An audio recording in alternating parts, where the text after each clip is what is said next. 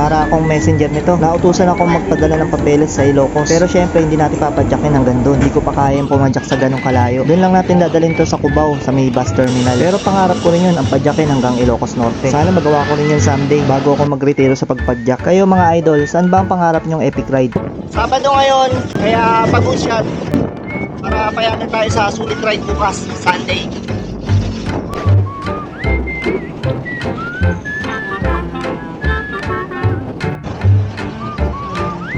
Naka MTB pala ako ngayon kasi flat yung gravel bike natin.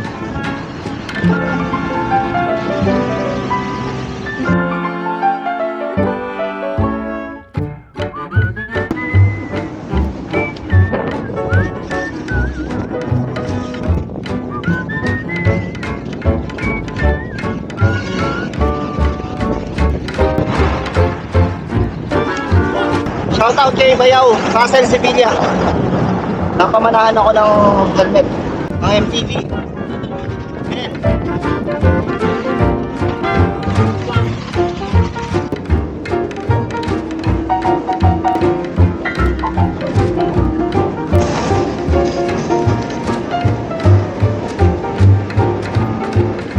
Dito na tayo sa Byron.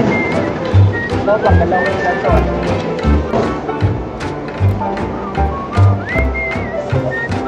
Madala. May video. SPA.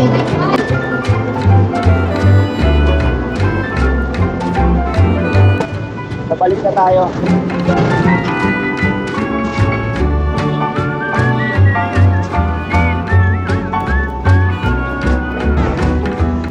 Siyempre, hindi matatapos tong ride na to na walang gala. Kaya dadaan muna ako sa UP para makapag-rounds lang na konti. Doon na rin siguro ako magbe-breakfast. Nandito na ako sa UP. Siyempre dahil naka MTB tayo, dito tayo papadyak sa mga sulok-sulok ng UP. Love was holding all the cards and always kept me in the dark.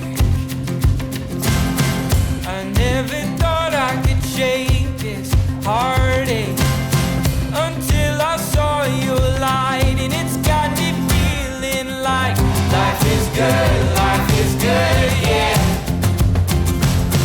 Life is good, yeah. Yeah, in my darkest times, you got me feeling like I've been walking on air. Left all my worries and cares. I've got no burdens around you. I don't care who knows I love you. 'Cause I've been so lost without you. And in my darkest times, you got me feeling like life is good, yeah.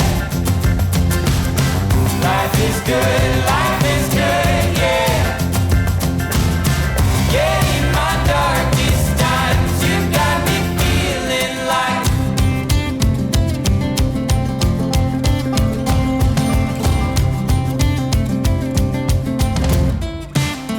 Hanggang dito na lang ulit guys. Kita-kits sa daan. Baka mag-ride ako bukas sa San Jose del Monte, North Sagaray.